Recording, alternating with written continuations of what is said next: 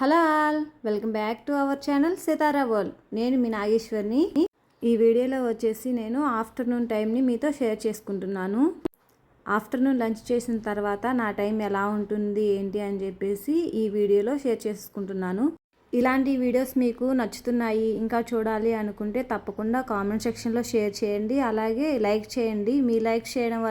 మీ likes వల్లే కదా నాకు తెలుస్తుంది ఇలాంటి వీడియోస్ ఇష్టపడుతున్నారు అని చెప్పేసి, అందుకనిమాట. ఓకే, ఇకైతే వీడియోలోకి వెళ్దాం. కొన్ని బట్టలు అయితే స్టిచ్ చేయాల్సినవి ఉన్నాయండి. ఈరోజు అయితే కటింగ్ చేసుకుంటున్నాను. ఇవాళ టాప్స్ అయితే కట్ చేసుకున్నాను. అన్ని మోడల్స్ స్టిచ్ చేస్తాను అండి. టాప్స్ కుడతాను, పిల్లలకి గౌన్లు కుడతాను, లంగా జాకెట్లు కుడతాను, బ్లౌజెస్ కుడతాను, మోడల్స్ ప్యాటర్న్ బ్లౌజెస్ కుడతాను, అన్నీ కుడతాను. కాకపోతే ఏంటంటే ఒక్కొక్కసారి డ్రెస్సులు కుట్టేటప్పుడు బ్లౌజులు అనేవి స్టిచ్ చేయాలనిపించదు. వరుసగా డ్రెస్సెస్ స్టిచ్ చేశాను అనుకోండి, డ్రెస్సెస్సే కుట్టాలనిపిస్తుంది అనమాట. మైండ్ సెట్ అలా ఉంటుంది. ఒక్కొక్కసారి వరుసగా బ్లౌజెసే స్టిచ్ చేశానంటే బ్లౌజెసే కుట్టాలనిపిస్తుంది. మధ్యలో ఒకసారి బ్రేక్ తీసుకొని ఆల్టర్నేటివ్గా స్టార్ట్ చేస్తే ఈజీగా అనిపిస్తుంది. ఇక అయితే టాప్ కటింగ్ చేసుకున్న తర్వాత ఇవాళ ఆఫ్టర్నూన్ కొన్ని పనులు ఉన్నాయి. వెన్న అనేది ఎప్పటి నుంచో కరగబెడదాం అనుకుంటున్నాను. ఈరోజు అయితే ఎట్టకేలకు దాన్ని వెన్న కరిగించాలి అనుకున్నాను ఈరోజైతే. ఇక నేనైతే పాలు పోయించుకుంటాను కదా, అవి మేగడ అనేది మంచిగా కడుతుంది, మేగడ బాగా వస్తుంది. ఏ రోజు ఆ రోజు ఇలా బాక్స్లో తీసివేస్తానమాట. ఇక ఈ మేగడ అంతా కూడా 2 టైమ్స్గా వస్తుంది మిక్సీ వేయడానికి. ఇంకా ఆఫ్టర్నూన్ కదా, పిల్లలు వచ్చేసరికి ఏదో ఒకటి స్నాక్స్ కూడా చేయాలి కదా అని చెప్పేసి ఈలోపు రాగి జావ చేస్తాము. పిల్లలు వచ్చేసరికి చల్లారిద్ది, తాగడానికి ఈజీగా ఉంటుందని చెప్పేసి రాగి జావ కూడా చేద్దాం అనుకున్నా. ఇంకైతే ఆ సామాను కూడా తీసి పెట్టుకున్నాను. ఒకసారి రాగి జావ చేయడానికి రాగి పిండి అవి అవసరం కదా. హెల్త్కి రాగి జావ చాలా మంచిదండి. గ్యాస్ ట్రబుల్ అలా ఉన్నవాళ్ళు ఎర్లీ మార్నింగ్ తాగితే స్టమక్ అనేది బాగుంటుంది, ఫిల్గా అనిపిస్తుంది.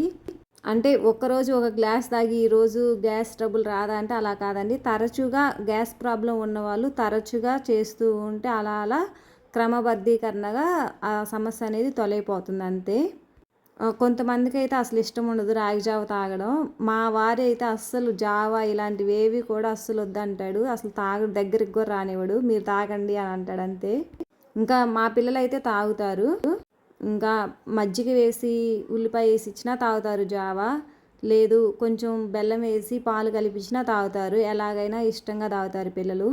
ఇక నేనైతే రైతుల దగ్గర తీసుకుంటాను రాగులు. దాంట్లో మట్టి, ఇసుక అలా ఉంటాయి కదా, పొట్టు అవన్నీ కూడా కడిగి ఆరబోసుకుంటాను. ఇలా ఒక బాక్స్లో పెట్టుకొని పిండి మిక్సీ వేసుకొని ఒక బాక్స్లో పెట్టుకుంటాను.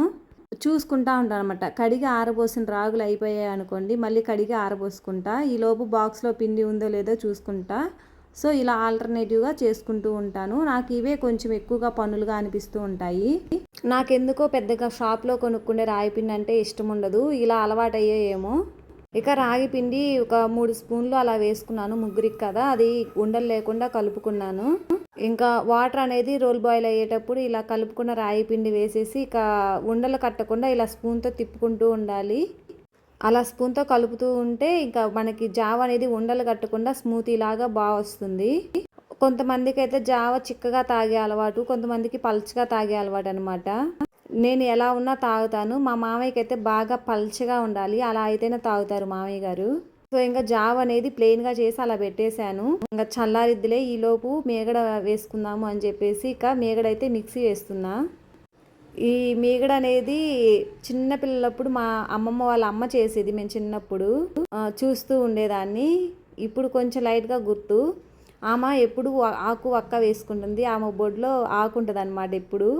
ఇక నెయ్యి కాచింది అంటే ఆ వీధి మొత్తం వస్తుంది స్మెల్ మంచిగా. ఇంకా ఆమె దగ్గర ఆకు వక్క వేసుకుంటుంది కదా, తమలపాకు అనేది నెయ్యిలో వేస్తారు. ఎందుకు వేస్తారు ఇలా ఆకు అనుకునేదాన్ని. అయితే స్మెల్ మాత్రం గుమాయిచ్చిద్ది.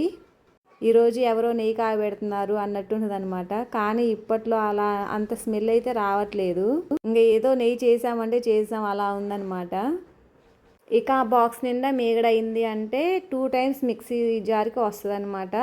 ఇంకా మిక్సీ జార్లో వెన్నంతా వేసేసుకొని మిక్సీ పట్టుకోవాలి. కొంచెం చల్లటి నీళ్ళు అయితే వెన్న కరిగిపోకుండా ముద్దలాగా వస్తుంది. కొంతమందికి తెలియక మిక్సీ బాగా ఎక్కువగా తిప్పేసరికి వేడి వస్తుంది అనమాట. మిక్సీ వేడికి వెన్న కరిగిపోయినట్లు అవుతుంది. అలా కాకుండా మిక్సీ ఎంత తిప్పినా కానీ అలా జారుగా అయిపోకుండా ఉండాలి అంటే మనం ముందుగా ఫ్రిడ్జ్లో వాటర్ కానీ ఐస్ క్యూబ్స్ కానీ వేసుకుంటే వెన్న ముద్దలాగా వస్తుంది. ఇలా వెన్న తీసుకున్న తర్వాత మంచిగా 4-5 సార్లు వాష్ చేసుకోవాలి వెన్నని, లేదంటే స్మెల్ వచ్చినట్టు అనిపిస్తుంది. ఇదిగోండి ఇలా ఉంటుంది. అయితే మా చిన్నప్పుడు మజ్జిగ కవ్వాలు ఉంటాయి, మజ్జిగ చిలికేటప్పుడు బాగా ఇలా వస్తుంది అనమాట వెన్న. చేతిలో వేసుకొని ఇలా పైకి అంటూ ఉంటారు, అసలు భలే ఉంటుంది అనమాట ఆ వెన్న ముద్ద. ఆ వెన్న అయితే అప్పుడు మేము తినేవాళ్ళము డైరెక్ట్గా. ఇప్పుడేంటో ఈ వెన్న తినాలంటే మనసుకు తినాలనిపించట్లేదు. మా పాప తింటుంది ఇష్టంగా వెన్న. నాకైతే అలా చేతిలో ఎగరేయడం భలే ఇష్టం. మీలో ఎంతమందికి అలవాటు ఉంది చేతిలో ఇట్లా వెన్న చేసుకున్నప్పుడు ఎగరేస్తూ ఉండడం? ఇకైతే మంచిగా వాష్ చేశాను, అవి నీళ్ళన్నీ వంపేసేసి ఇక కరగబెట్టుకుందాము. ఇప్పుడు ఆషాఢ మాసం నడుస్తుంది కదా, ఒక చిన్న విషయం మీతో షేర్ చేసుకుందాం అనుకుంటున్నా. ఈ విషయం చాలా మందికి నచ్చకపోవచ్చు. ఓకే, నచ్చితే మటుకు ఖచ్చితంగా కామెంట్ సెక్షన్లో షేర్ చేయండి, ఓకేనా? ఏంటి అంటే ఇప్పుడు ఆషాఢ మాసం ఆఫర్స్ అని చెప్పేసి ఎవ్రీథింగ్ అస్సలు ఫోన్ ఓపెన్ చేస్తే చాలు ఆఫర్స్ ఆఫర్స్ ఆఫర్స్ అని ఇలా వస్తూ ఉన్నాయి. దీని మీద ఒక వీడియో చేద్దాం అనుకుంటున్నాను. ఈ విషయం మీద వీడియో చేయాలో వద్దో ఖచ్చితంగా చెప్పండి, యూజ్ అవుతుంది కదా. దీనివల్ల మనం చాలా అమౌంట్ అనేది లాస్ అయిపోతున్నాము. ఆఫర్స్ అని చెప్పి వెళ్తాము, తక్కువ అని చెప్పి అక్కడ తక్కువ అలా ఏముండవు, మనకు అవసరం లేనివి కూడా కొనుక్కొని వస్తాము. ఈ మంత్లో మనీ అనేది ఎక్కువ ఖర్చు అవుతుంది. ఇంకోటి వచ్చేసి ఇంట్లో ఉన్నవన్నీ కూడా పేరుకొని పోతూ ఉంటాయి, ఎక్కువైపోతూ ఉంటాయి. అలా కాకుండా ఏదైనా సరే మనం ఒక వస్తువు కొనాలి అనుకున్నప్పుడు ఇది మనకి ఎంత అవసరం అనేది ఒకసారి చెక్ చేసుకోండి. ఈ వస్తువులు మన ఇంట్లో ఉన్నాయా లేవా అనేది కూడా ఒకసారి చూసుకోండి. మెయిన్గా శారీస్, పిల్లల బట్టలండి. పిల్లలకి యూనిఫామ్స్ వేస్తూ ఉంటాము, బట్టలు చాలా తక్కువ పడతాయి. అందులో పుట్టినరోజులు, ఎవరికైనా పెళ్లి రోజులు అలా ఉన్నప్పుడు తీసుకుంటాము ఆల్రెడీ. అవి పిల్లలు పెరిగే వాళ్ళు కదా, ఇవి షార్ట్ అయిపోతూ ఉంటాయి. సో చూసుకొని తీసుకోండి, చాలా ఎక్స్పెన్సివ్ అవుతాయి కదా పిల్లల బట్టలు, అందుకని.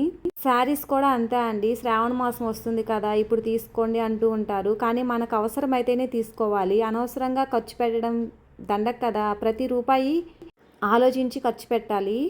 డబ్బులు ఎవరికి ఊరికే రావు కదా, ఎంతో కష్టపడితేనే కదా వస్తాయి. వాటిని చాలా అపురూపంగా దాచుకోవాలి. అవసరము అంటేనే కొనండి ప్లీజ్. మనం మధ్యతరగతి కుటుంబ వాళ్ళకి చాలా అవసరం డబ్బు, అందుకే ఇంత ఇదిగా చెప్తున్నాను, ఏమనుకోవద్దండి. ఇక్కడ నెయ్యి అయితే కరగబెట్టేశాను. ఇక కొంచెం మినపిండి చేద్దామని చెప్పేసి మినపొండలు అయితే చేశాను. నెయ్యి, వెన్న అనేది ఎప్పుడూ కూడా పెద్ద గిన్నెలో వేచి కాచుకోవాలి. వెన్న కొంచెమే ఉంది కదా, చిన్న గిన్నె సరిపోయిద్ది అనుకుంటే అది కాచేటప్పుడు పొంగిపోతూ ఉంటుంది. సో అది చెప్దాం అనుకున్నాను, అందుకే చెప్తున్నా. నేను ఫస్ట్లో వెన్న కాచేటప్పుడు అలాగే చేసేదాన్ని, ఎప్పుడు పొంగుతూ ఉండేది. ఇప్పుడైతే అలాంటి ప్రాబ్లం లేకుండా కొంచెం వెన్న అయినా సరే పెద్ద గిన్నెలో వేసి కాస్తున్నా. ఇలా వేయడం వల్ల పొంగిపోదు, మంచిగా ఉంటుంది. నెయ్యి అనేది ఎర్రగా కాస్తేనే బాగుంటుంది. నాకు ఇలా ఎర్రగా కాలిస్తేనే నెయ్యి అనేది బాగా ఇష్టం. గుల్లగుల్లగా పూస అమ్మ చేతి నెయ్యి అంటారు కదా, అలా వస్తుంది అనమాట, నాకు చాలా ఇష్టం. సో ఇదండి ఇవాల్టి వీడియో. నేను లంచ్ చేసిన తర్వాత ఆఫ్టర్నూన్ టైం అనేది ఇలా ఉంటుంది. రోజు ఇలాగే ఉండదు, ఒక్కో రోజు కారపొడి చేస్తుంటాను, ఒక్కో రోజు మినుములు కడిగి ఆరబోస్తూ ఉంటాను, ఇలా ఉంటుంది. సో ఇలాంటి వీడియోస్ మీకు నచ్చితే లైక్ చేయండి. మరొక మంచి వీడియోతో, మంచి టాపిక్తో మీ ముందుంటాను. ఇలాంటి పనులన్నీ కూడా మనం ఇంట్లోనే చేసుకుంటే హెల్దీగా ఉండొచ్చు. సో ఇలాంటి విషయాలు బోల్డ్ అని చెప్తూ ఉంటానండి, చూస్తూ ఉండండి. బాయ్ మరి.